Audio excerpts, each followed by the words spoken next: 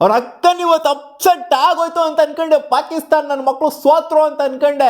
India against boycott. ನನ್ನ ಮಕ್ಕಳ ನೀವು ಇಲ್ಲಿ ಮೊದಲನೇ ಮ್ಯಾಚನ್ನೇ ಸೋತ್ರೆ ಇನ್ನು ಮಕ ಮುಚ್ಚ ಹೆಂಗಿರೋದು ಅಂದರೆ ಇವತ್ತಿನ ಮೊದಲನೇ ಮ್ಯಾಚ್ ಸೋತಾಗ್ಬಿಟ್ಟಿತ್ತು ಅಂತಂದ್ರೆ ಅಪ್ಸೆಟ್ ಆಗೋಗ್ಬಿಟ್ಟಿತ್ತು ಗುರು. ಆಲ್ಮೋಸ್ಟು ಲಾಸ್ಟ್ 2 ಓವರಲ್ಲಿ 29 ರನ್ ಬೇಕಿತ್ತು.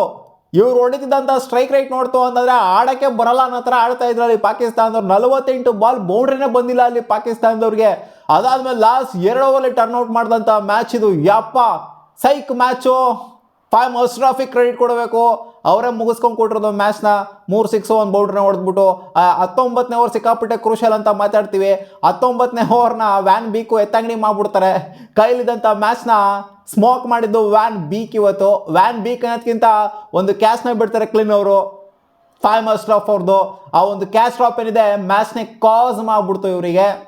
ನೆದರ್ಲ್ಯಾಂಡ್ಸ್ ಅವ್ರು ನಿಜವಾಗ್ಲೂ ಈ ಮ್ಯಾಚ್ನ ಗೆಲ್ಲೋ ಥರನೇ ಇದ್ರು ಗುರು. ಅಪ್ಸೆಟ್ ಆಲ್ಮೋಸ್ಟ್ ಆಗೋಗ್ಬಿಡ್ತು ಅಂತ ಅನ್ಕೊಂಡೆ ಟೈಮಲ್ಲಿ. ಪಕ್ಕಾ ಗೆದ್ದೇ ಬಿಟ್ರು ಅಂತ ಅನ್ಕೊಂಡಿದ್ದೆ ನೆದರ್ಲ್ಯಾಂಡ್ಸ್ ಅವರು. ನಾನು ಅಪ್ಸೆಟ್ ಅಂತ ಪ್ರಿವ್ಯೂಲ್ ಮಾತಾಡ್ದಂಗೆ ಮೊದಲನೇ ಮ್ಯಾಚ್ ಯಾಕೋ ಅಪ್ಸೆಟ್ ಆಗಂಗೆ ಐತಲ್ಲ ಗುರು. ಪಕ್ಕಾ ಹೊಡಿ. ಯಾಕಂದರೆ ನೋಡಿ ತೋರಿಸಿದ್ದಾರೆ ಇವರು ನೆದರ್ಲ್ಯಾಂಡ್ಸ್ ಅವರು. ಸೌತ್ ಆಫ್ರಿಕಾಗೆ ಹೊಡೆದಿದ್ದಾರೆ 2022 ವರ್ಲ್ಡ್ ಕಪ್ಪಲ್ಲಿ. ಆ್ಯಂಡ್ ಜಿಂಬಾಬ್ವೆಗೂ ಕೂಡ ಅದೇ ಥರ ಹೊಡೆದಿದ್ದಾರೆ. ಸೊ ಸಖತ್ತಾಗಿ ಆಡಿದ್ದಾರೆ ನೆದರ್ಲ್ಯಾಂಡ್ಸ್ ಅವರು. ಅಂದರೆ ರೀಸೆಂಟ್ ಪಾಸಲ್ಲಿ ಮಸ್ತಾಗಿ ಆಡ್ಕೊಂಡು ಬಂದಿದ್ದಾರೆ. ಯಾವಾಗ ಯಾರಿಗೆ ಬೇಕಾದ್ರೂ ಅಪ್ಸೆಟ್ ಕೊಡೋ ಟೀಮ್ ಥರನೇ ಕಾಣಿಸಿದ್ದು. ಇವತ್ತು ಗೆಲ್ಲಬೇಕಾಗಿತ್ತು ನೆದರ್ಲ್ಯಾಂಡ್ಸ್ ಅವರು. ಅವಾಗ ಒಳ್ಳೆ ಮಜಾ ಇರೋದು. ಈ ನನ್ನ ಮಕ್ಕಳು ಪಾಕಿಸ್ತಾನದವರು ಬಂದ್ಬಿಟ್ಟು ಆಡಲೇಬೇಕಾಗಿತ್ತಲ್ಲ ಇಂಡಿಯಾ ಮೇಲೆ. ಏನಾರು ಒಂದು ಮಾಡ್ಕೊಂಬಂದು ಆಡಿರೋರು. ಅಟ್ಲೀಸ್ಟ್ ಒಂದು ಇದಾರು ಮಾಡ್ಕೊಂಡು ಅಂದರೆ ಗೆದ್ಬಿಡ್ಬೋದು ಅನ್ನೋ ಒಂದು ನೋಡಿ ಇವ್ರ ಮೇಲೇ ಬುಡಕ್ಕೆ ಬರ್ಸ್ಕೊಂಡಿದ್ದಾರೆ. ನೆದರ್ಲ್ಯಾಂಡ್ಸ್ ಮೇಲೇ ಬುಡಕ್ಕೆ ಬರ್ಸ್ಕೊಂಡಿದ್ದಾರೆ ಅವರು. ಇಂಡಿಯಾ ಮೇಲೆ ಗೆದ್ಬಿಡ್ತಾರೆ ಈ ಪಾಕಿಸ್ತಾನದವರು. ಅಲ್ಲಿ 5 ಅಶ್ರಫ್ ಆಡಿಲ್ಲ ಅಂತಂದಿದ್ರೆ ನಿಜಾಲು ಗೆಲ್ತಿರ್ಲಿಲ್ಲ ಇವತ್ತು. ಆ ಥರ ಒಂದು ಬ್ರ್ಯಾಂಡ್ ಆಫ್ ಕ್ರಿಕೆಟ್ ಏನು ಗುರು ಹೊಡೆದಿದ್ದು. 3 ಸಿಕ್ಸು 1 4 ಹೊಡೆದಿದ್ದಲ್ಲಿ 24 ರನ್ನು. 19ನೇ ಓವರ್ ಹೊಡೆದಿದ್ದು 29 ರನ್ ಬೇಕಾಗಿತ್ತು 2 ಓವರಲ್ಲಿ. ಒಂದೇ ಓವರ್ಗೆ ಮ್ಯಾಚ್ನ ಒನ್ ಸೈಡ್ ಮಾಡಾಕ್ಬಿಡ್ತಾರೆ. ಪಾಕಿಸ್ತಾನ ಕಡೆ ಕಳ್ಕೊಂಡ್ಬಿಡ್ತಾರೆ ಫೈಮ್ ಅಶ್ರಫ್ ಅವರು. ಸೊ ಅವರ ಆಟನ ಖಂಡಿತ ಮೆಚ್ಕೊಳ್ಳೇಬೇಕು. ಈ ಕಡೆ ಟಾಸ್ ಗೆಲ್ತಾರೆ ಪಾಕಿಸ್ತಾನದವರು. ಬ್ಯಾಟಿಂಗ್ ಆಡೋದಕ್ಕೆ ಅಂತ ಇವ್ರನ್ನ ಕಳಿಸ್ತಾರೆ ನೆದರ್ಲ್ಯಾಂಡ್ಸ್ ಅವ್ರನ್ನ. ಓಪನರ್ ಆದಂಥ ಲೆವಿಟ್ ಅವರು ಸಖತ್ತಾಗಿ ಆಡ್ತಿರ್ತಾರೆ. ಬಟ್ ಬಾಬರ್ ಆಜಮ್ ಅವರು ಸಖತ್ತಾಗಿ ಕ್ಯಾಚ್ನ ಹಿಡಿತಾರೆ. ಇನ್ಫ್ಯಾಕ್ಟ್ ಒಂಥರ ಜಂಟಿ ಕಾರ್ಯಾಚರಣೆ ಮಾಡ್ತಾರೆ ಶಾಹಿನ್ ಅಫ್ರಿದಿ ಜೊತೆಗೆ ಬಾಬರ್ ಆಜಮ್ ಬೌಂಡ್ರಿನಲ್ಲಿ. ಇವತ್ತು ಆ್ಯಕ್ಚುಲಿ ಕ್ಯಾಚಿಂಗ್ನಂತೂ ಮೆಚ್ಕೊಳ್ಳೇಬೇಕು. ಪಾಕಿಸ್ತಾನದವರ ಕ್ಯಾಚಿಂಗ್ ಅಂತೂ ಟಾಪ್ ನಾಚ್ ಆಗಿತ್ತು. ಎಲ್ಲೂ ಕೂಡ ಒಂಥರ ತಡವರ್ಸ್ಕೊಂಡು ಇವರು ಅಲ್ಕಾನ್ ಮಕ್ಕಳು ಥರ ಬಿಡ್ತಾರಲ್ಲಪ್ಪ ಹೊಡ್ಕೊಂಡು, ಅಂದರೆ ಕ್ಲಾಶ್ ಮಾಡ್ಕೊಂಡು ಬಿಡೋದು ಅಂಥವಿಂಥವೆಲ್ಲ ಕಾಣಿಸ್ಲಿಲ್ಲ. ಸಿಕ್ಕಂಥ ಕ್ಯಾಚ್ಗಳನ್ನೆಲ್ಲನೂ ಕೂಡ ಎತ್ತಾಕೊಂಡಿದ್ದಾರೆ. ಆ್ಯಂಡ್ ಇವರು ನೆದರ್ಲ್ಯಾಂಡ್ಸ್ ಅವರು ಎಲ್ಲನೂ ಚೆನ್ನಾಗೇ ಆಡ್ತಾಯಿದ್ರು. ಕ್ಯಾಚ್ಗಳನ್ನೆಲ್ಲ ತೊಗೊಂಡಿದ್ರು. ಲಾಸ್ಟಲ್ಲಿ ಒಂದು ಕ್ಯಾಚ್ನ ಫೈಮ್ ಅಶ್ರಫ್ ಅವರ ಕ್ಯಾಚ್ನ ಬಿಡ್ತಾರೆ. ಕ್ಯಾಚಸ್ ವಿನ್ ಮ್ಯಾಚಸ್ ಅಂತ ಏನು ಕೇಳ್ತಾರೆ ಅಂತಂದರೆ ಇದಕ್ಕೇನು ಹೇಳೋದು. ಸ್ಕಾಟ್ ಎಡ್ವರ್ಡ್ಸ್ ಅಂತೂ ಸಿಕ್ಕಾಪಟ್ಟೆ ಸೈಕಾಗಿ ಹೋಗ್ಬಿಟ್ಟಿದ್ರು. ಅವ್ರು ಕ್ಯಾಚ್ನ ಬಿಡ್ತಾ ಇದ್ದಂಗೆ ಪಾಪ ಅವ್ರಿಗೇನೋ ಕ್ರ್ಯಾಂಪೋ ಗೇಂಪೋ ಏನೋ ಆಯಿತು. ಕ್ಯಾಚ್ ಬಿಡ್ತಾ ಇದ್ದಂಗೆ ಅದೇನು ಡವ್ ಮಾಡಿದ್ರೋ ಬೈತಾರೆ ಅಂತ ಏನೋ ಗೊತ್ತಿಲ್ಲ ಕ್ಲೀನರು. ಹಂಗೇನಲ್ಲಿ ಕ್ರ್ಯಾಂಪ್ ಆಗಿರೋ ಥರ ಹಂಗೇನೆ ಬೋರ್ಡ್ ಲೈನ್ ಓಡೋಗ್ಬಿಟ್ರು ನಿಧಾನಕ್ಕೆ. ಯಾಕಂದ್ರೆ ಅವ್ರಿಗೆ ಗೊತ್ತಾಯ್ತು ನಾನು ಮ್ಯಾಚ್ನ ಬಿಟ್ಬಿಟ್ಟಿದ್ದೀನಿ, ನಾನು ಇಲ್ಲಿ ಕ್ಯಾಚ್ನ ಬಿಟ್ಬಿಟ್ಟು ಅಂತ. ಎಲ್ಲಿಂದ ಒಂದು 30 ರನ್ನು, ಆಕ್ರಮಣ 20 ರನ್ನು.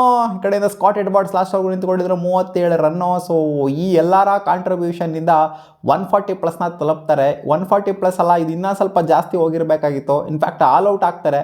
ಇನ್ನೂ ಬಾಲ್ ರಿಮೈನಿಂಗ್ ಇದ್ದಾಗ ಲಾಸ್ಟ್ ಓವರಲ್ಲೇ ಆಲ್ ಔಟ್ ಆಗ್ತಾರೆ. ಇನ್ನೊಂದು ಸ್ವಲ್ಪ ಚೆನ್ನಾಗಿ ಆಡಿತ್ತು ಅಂದರೆ ಖಂಡಿತ ಇವತ್ತು ಪಾಕಿಸ್ತಾನದವ್ರನ್ನ ಟ್ಯಾಕಲ್ ಮಾಡ್ಬೋದಾಗಿತ್ತು. ಈ ಸ್ಕೋರೇ ಸಾಕಾಗಿತ್ತು ಗುರು ನಿಜವಾಗ್ಲೂ ಪಾಕಿಸ್ತಾನದವ್ರನ್ನ ಟ್ಯಾಕಲ್ ಮಾಡೋದಕ್ಕೆ. ಬಟ್ 19ನೇ ಓವರ್ ಏನಿದೆ ನಾಯಿ ಇಕ್ಕಿಸ್ಕೊಂಡ್ಬಿಟ್ಟು ಹೆಂಗೆ ಕಂಟ್ರೋಲಿಗೆ ತೊಗೊಂಡಿದ್ರು ಅಂದರೆ ಮ್ಯಾಚ್ನ ನೆದರ್ಲ್ಯಾಂಡ್ಸ್ ಅವರು ನಿಜವಾಗ್ಲೂ ಸೈಕಾಗಿ ಕಂಟ್ರೋಲಿಗೆ ತೊಗೊಂಡಿದ್ರು. ಯಾರು ಕೂಡ ಅನ್ಕೊಂಡಿಲ್ಲ ಪಾಕಿಸ್ತಾನದವ್ರು ಗೆಲ್ತಾರೆ ಅಂತ ಈ ಮ್ಯಾಚ್ನ.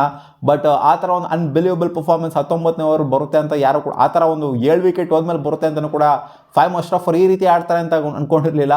ಬಟ್ ಈ ರೀತಿ ಆಡ್ಬಿಟ್ಟು ತೋರಿಸಿದರೆ ನಾನು ಇದೀನಿ ಗುರು ಫಿನಿಷರ್ ಆಗಿ ಪಾಕಿಸ್ತಾನಕ್ಕೆ ಬಂದ್ಬಿಟ್ಟು ಕಾಪಾಡ್ತೀನಿ ಅಂತ ತೋರಿಸ್ಕೊಂಡು ಕೊಟ್ಟಿದ್ದಾರೆ. ಒಂಥರ ಚಾಲೆಂಜ್ ತಗೊಂಡು ಆಡಿದ್ದಾರೆ ಗುರು ಇವತ್ತು. ಯಾಕೆ ಅಂತಂದರೆ ಒಂಥರ ಇದು ಕ್ರಿಟಿಕಲ್ ಸಿಚುವೇಶನ್ ಇತ್ತು, ಸಿಕ್ಕಾಪಟ್ಟೆ ಕ್ರಿಟಿಕಲ್ ಸಿಚುವೇಶನ್ ಇದು. ಈ ಥರ ಒಂದು ಮ್ಯಾಚ್ನ ಗೆಲ್ತಾರೆ ಅಂತಂದರೆ ಈ ಥರ ಮ್ಯಾಚ್ಗಳೆಲ್ಲ ಕಾಲೆತ್ಕೊಂಡು ನೋಡಿದ್ವಿ ಪಾಕಿಸ್ತಾನದವರು. ನಾನು ಅನ್ಕೊಂಡಿದ್ದು ಏನು ನನ್ನ ಮಕ್ಕಳು ಆಡಿದ್ದು 3 ಮ್ಯಾಚ್ ಏನೋ ಗೆದ್ಬಿಟ್ರು ಲಾಸ್ಟಲ್ಲಿ, ಆಮೇಲೆ ಬಂದ್ಬಿಟ್ಟು ನೆದರ್ಲ್ಯಾಂಡ್ಸ್ ಮೇಲೆ ಸೋಲಂಗೆ ಆಗೋಗ್ಬಿಡ್ತಲ್ಲ ಗುರು ಅಂತ ಅನ್ಕೊಂಡು ಕೂತ್ಕೊಂಡಿದ್ದೆ. ಬಟ್ ಇಲ್ಲಮ್ಮ ಕುತ್ಕೋ ಸ್ವಲ್ಪ ಗೆಲ್ತೀವಿ ಅಂತ ತೋರಿಸ್ಕೊಂಡು ಕೊಟ್ಟಿದ್ದು ಫೈಮ್ ಅಶ್ರಫ್ ಅವರು. ಬೌಲಿಂಗ್ ಸಕ್ಕತ್ತಾಗಿ ಹಾಕಿದ್ದಾರೆ ಇವರು. ಶದಾಬ್ ಖಾನ್ ಅವರು ಅವ್ರ ಎಕನಾಮಿಕಲ್ ಸ್ಪೆಲ್ನ ಹಾಕಿದ್ದಾರೆ. ಜೊತೆಗೆ ಇವರು ಸಲ್ಮಾನ್ ಅವರು ಚೆನ್ನಾಗಿ ಬೌಲಿಂಗ್ ಮಾಡಿದ್ದಾರೆ. ಆಮೇಲೆ ಅಬ್ರಾರ್ ಅಹಮದ್ ಚೆನ್ನಾಗಿ ಬೌಲಿಂಗ್ ಮಾಡಿದ್ದಾರೆ. ಸೊ ಅಂದರೆ ಎಕನಾಮಿಕಲಾಗಿ ಬೌಲಿಂಗ್ ಮಾಡಿದ್ದಾರೆ.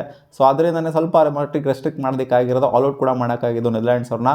ಇದರ ಚೇಸ್ ಡೌನ್ ಮಾಡೋದಕ್ಕೆ ಅಂತ ಬಂದಂತಹ ಪಾಕಿಸ್ತಾನ್ ಏನ್ ಗುರು ಇನಿಷಿಯಲಿ ಸಾಕಾದಾಗ ಓಪನಿಂಗ್ ಪಾರ್ಟ್ನರ್ಶಿಪ್ ಚೆನ್ನಾಗೇನೆ ಬಿಲ್ಡ್ ಆಯಿತು. ಹಂಗೆ ನೋಡೋಕೆ ಹೋಯ್ತು ಅಂತಂದರೆ ಸಾಯ್ ಮಾಯ್ಬೋ ಜೊತೆಗೆ ಫರಾನ್ ಅವರಿಬ್ಬರು ಓಪನ್ ಮಾಡ್ತು ಅಂತಂದರೆ ಈ ಕಡೆಯಿಂದ ಸಾಯ್ ಮಾಯ್ಬು ಸಖತ್ತಾಗಿ ಸ್ಟಾರ್ಟ್ನ ಕೊಡ್ತಾರೆ, ಬ್ಲಾಸ್ಟ್ನ ಕೊಡ್ತಾರೆ. ಅವನಜ್ಜಿ ಪವರ್ ಪ್ಲೇಲಿ ರುಬ್ಬಕ್ಕೆ ಸ್ಟಾರ್ಟ್ ಮಾಡಿದ್ದವ್ರೇನೆ. ಅವರು ಮೇಲ್ಗಡೆ ಹೊಡೆದ್ಬಿಟ್ಟು ಔಟ್ ಆಗ್ತಾ ಇದ್ದಂಗೆ ಪವರ್ ಪ್ಲೇಲಿ ಔಟ್ ಆಗ್ತಾ ಇದ್ದಂಗೆ ಈ ಕಡೆಯಿಂದ ಫರಾನ್ ಅವರು ಚೆನ್ನಾಗಿ ಆಡೋದಕ್ಕೆ ಸ್ಟಾರ್ಟ್ ಮಾಡ್ತಾರೆ. ಸೊ ಫರಾನ್ ಅವರು ಎಷ್ಟು 47 ರನ್ ಹೊಡೆದಿದ್ದಾರೆ. ಈ ಕಡೆಯಿಂದ ಬಂದೊಂದು 3ನೇ ಪೊಸಿಷನ್ ಬೇರೆ ಬರ್ತಾವ್ರಪ್ಪ ಸಾಯಿ ಇವರು ಸಲ್ಮಾನ್ ಆಗ ಅವರು ಕ್ಯಾಪ್ಟನ್ ಬೇರೆ ಆಗ್ಬಿಟ್ಟವ್ರೆ, ನಾನು 3ನೇ ಪೊಸಿಷನ್ಗೆ ಬರ್ತೀನಿ ಅಂತ ಬರ್ತಾ ಇದ್ದಂಗೆ ಅವರು ಕೂಡ ಪರವಾಗಿಲ್ಲ ಡಿಸೆಂಟಾಗಿ ಆಡೋ ಒಂದು 12 ರನ್ ಹೊಡೆದಿದ್ದಾರೆ. 12 ರನ್ ಹೊಡೆದ್ಬಿಟ್ಟು ಕವಾಸಲ್ಲಿ ಕ್ಯಾಚ್ ಕೊಟ್ಬಿಟ್ಟು ಔಟ್ ಆದರೂ. ಈ ಕಡೆಯಿಂದ ಬಾಬರ್ ಅಣ್ಣ ಬಂದ್ರಪ್ಪ, ಏನು 18 ಬಾಲಿಗೆ 15 ಹೊಡೆದಿರೋದು ಕತೆ. ಏನಿದು ಬಾಬರ್ ಆಜಮ್ ಆಟ ಯಾಕೋ ಇಂಥರ ನೋಡಿ ಹೆಂಗಿದೆ ಅಂತ ಬತ್ತಾ ರಾಯರ್ ಕೂದೆ ಕತೆ ಆಯಿತು ಅಂತ ಅಂದಂಗೆ ಸ್ಟ್ರೈಕ್ ರೇಟ್ ಇಂಪ್ರೂವ್ ಆಗುವಂಥ ಕತೆನೇ ಕಾಣಿಸ್ತಾ ಇಲ್ಲ. ಅದು ಎಲ್ಲ ಆಡಿದ್ರು ಅಷ್ಟೇ, ಪಾಕಿಸ್ತಾನದಲ್ಲಿ ಆಡಿದ್ರು ಅಷ್ಟೇ, ಆಸ್ಟ್ರೇಲಿಯಾದಲ್ಲಿ ಆಡಿದ್ರು ಅಷ್ಟೇ, ಶ್ರೀಲಂಕಾದಲ್ಲಿ ಆಡಿದ್ರು ಅಷ್ಟೇ, ಇಂಪ್ರೂವ್ ಆಗ್ತಾನೆ ಇಲ್ಲ. ಇವರು ಸ್ಟ್ರೈಕ್ ರೇಟ್ ಬಿದ್ದು ಪಾತಳ ಕಚ್ಕೊಂಡ್ಬಿಟ್ಟೈತೆ. ಎಂಥ ಸಿಚುವೇಷನಲ್ಲಿ ಎಂಥ ಆಟನ ಆಡ್ತಾವ್ರೆ ಗುರು. ಬಾಬರ್ ಆಜಮ್ ಅಣ್ಣ 18 ಬಾಲಿಗೆ 15 ರನ್ ಹೊಡೆದ್ಬಿಟ್ಟು ಔಟ್ ಆಗ್ತಿದ್ದಂಗೆ ಈ ಕಡೆಯಿಂದ ಮೊಹಮ್ಮದ್ ನವಾಜ್ ಕೈಲೂ ಏನೂ ಆಗಲಿಲ್ಲ, ಶದಾಬ್ ಕೈಲೂ ಏನೂ ಆಗಿಲ್ಲ. ಪಟ್ ಅನ್ನಂಗೆ ಬಿದ್ದಂಥ ವಿಕೆಟ್ಸ್ಗಳು. ಈ ಕಡೆಯಿಂದ ಉಸ್ಮಾನ್ ಖಾನು ಬೇಗ ಔಟ್ ಆದರು. ಹೆಂಗೆ ಬಿತ್ತು ಅಂದರೆ ವಿಕೆಟು 98ಕ್ಕೆ 2 ವಿಕೆಟ್ ಇರುತ್ತೆ. ಸಖತ್ತಾಗಿ ಪಾರ್ಟ್ನರ್ಶಿಪ್ಪು ಬಿಲ್ಡ್ ಆಗಿರುತ್ತೆ. ಬಾಬರ್ ಆಜಮ್ ನಿಂತ್ಕೊಂಡು ಆಡ್ತಾ ಇರ್ತಾರೆ ಇವ್ರ ಜೊತೆಗೆ, ಫರಾನ್ ಜೊತೆಗೆ. ಅಲ್ಲಿ ಹೆಂಗೆ ಬಿದ್ದು ಅಂದರೆ ವಿಕೆಟ್ 3 ವಿಕೆಟ್ ಪಟ 98 ಫಾರ್ 2 ಇದ್ದಿದ್ದು 100 ಫಾರ್ 5 ಆಗೋಗ್ಬಿಡುತ್ತೆ ಗುರು. ಅಂಥ ಕೊಲ್ಯಾಪ್ಸ್ ಆಗಿದ್ದು ಪಾಕಿಸ್ತಾನ. ಅಲ್ಲಿಂದನೇ ಕಮ್ಬ್ಯಾಕ್ ಮಾಡಿದ್ದು ನೆದರ್ಲ್ಯಾಂಡ್ಸು. ಅದಾದ್ಮೇಲೆ ಬೌಂಡ್ರಿನೇ ಕೊಟ್ಟಿಲ್ಲ ಅಲ್ಲಿ ಹೊಡಿಯೋದಕ್ಕೆ ಪಾಕಿಸ್ತಾನದವ್ರಿಗೆ. ಎಂಥ ಒಂದು ರೆಸ್ಟ್ರಿಕ್ಟ್ ಮಾಡ್ತಾರೆ ಅಂತಂದರೆ ಎದ್ದು ಬಿದ್ದು ಫೀಲ್ಡಿಂಗಲ್ಲಿ ತಡೆದು ಪಡೆದು ಎಲ್ಲ ಮಾಡಿದ್ದೆಲ್ಲ ನೀರಲ್ಲಿ ಹೋಮ ಆಗೋಗ್ಬಿಡ್ತು.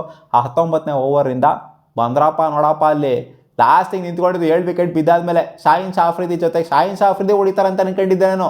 ಇಲ್ಲ, ಶಾಹಿನ್ ಶಾಫ್ರಿದಿ ನೋಡಿದ್ದೀವಿ, 6ಗಳು ಹೊಡೆಯೋಂಥ ಕೆಪಬಿಲಿಟಿ ಇದೆ, ಚೆನ್ನಾಗಿ ಆಡ್ತಾರೆ. ಫೈಮ್ ಅಶ್ರಫು ಗೊತ್ತಿಲ್ಲ, ಏನೋ ಹಂಗೆ ಆಡ್ಬೋದು ಯಂಗ್ಸ್ಟರು ಅಂತ ಅನ್ಕೊಂಡಿದ್ದೆ. ಬಟ್ ಇಲ್ಲಪ್ಪ, ಫೈಮ್ ಅಶ್ರಫ್ಗೆ ಇವರು ಸ್ಟ್ರೈಕ್ ಕೊಡೋ ಥರ ಆಗೋಗ್ಬಿಡ್ತು. ಶಾಹಿನ್ ಶಾಫ್ರಿದಿ ಇಲ್ಲ ಗುರು, ನೀನು ಫಾರ್ಮಲ್ಲಿ ಇದೆಯಾ, ನಾನೇ ನೋಡೋ ಅವಶ್ಯಕತೆ ಇಲ್ಲ, ನೀನೇ ಹೊಡಿ, ನೀನು ಔಟಾರ ನೋಡ್ಕೊತೀನಿ ನಾನು ಅನ್ನೋ ಥರ ಅವ್ರಿಗೆ ಸ್ಟ್ರೈಕ್ನ ವಾಪಸ್ ಕೊಡ್ತಾಯಿದ್ರು. 19ನೇ ಓವರು 3 6 4 ಒಂದು 4 24 ರನ್ ಹೊಡಿತಾ ಇದ್ದಂಗೆ ಒಂಥರ 1 6 ಬಂದಿತ್ತು ಗುರು. ನೆಕ್ಸ್ಟ್ ಬಾಲೇ ಮೇಲೆ ಕೊಡ್ತಿದ್ರು, ಕ್ಯಾಚ್ ಹಿಡ್ಕೊಬೇಕಾಗಿತ್ತು. ಅಕ್ಲೈನ್ ಅವರು ಕ್ಯಾಚ್ನ ಬಿಡ್ತಾರೆ. ಅದಾದಮೇಲೆ 2 6 1 4 ಏನೋ ಬರುತ್ತೆ. ಸೊ ಅಲ್ಲೇ seal down ಆಗೋಗ್ಬಿಡ್ತು game.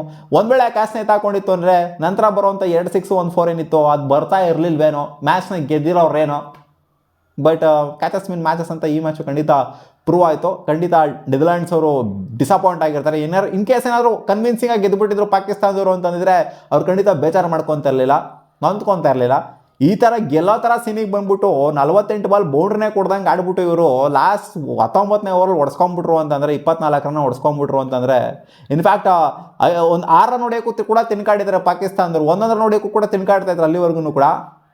19ನೇ ಓವರ್ವರೆಗೂ 19ನೇ over completely ಈ ಕಡೆ ಟರ್ನ್ ಆಗೋಗ್ಬಿಡ್ತು. ಇವತ್ತು ಅಪ್ಸೆಟ್ ಆಗೇ ಹೋಯ್ತು ಅಂದ್ಕೊಂಡಿದ್ದೆ ಗುರು. ಆಗಲಿಲ್ಲ, ಆಗಬೇಕಾಗಿತ್ತು ಮಗೊಂದು ಪಾಕಿಸ್ತಾನದವ್ರಿಗೆ. ಮಾನ ಮರಿದು ಮಕ ಎತ್ತಕ್ಕಾಗಬಾರ್ದು ನನ್ನ ಮಕ್ಳಿಗೆ. ಹಂಗಾಗಿ ಎಲ್ಲ ಮ್ಯಾಚು ಕ್ಲೀನ್ ಸ್ವೀಪ್ ಆಗ್ಬಿಡ್ಬೇಕಾಗಿತ್ತು. ಇನ್ನೂ ಮಜಾ ಬಂದಿರೋದು.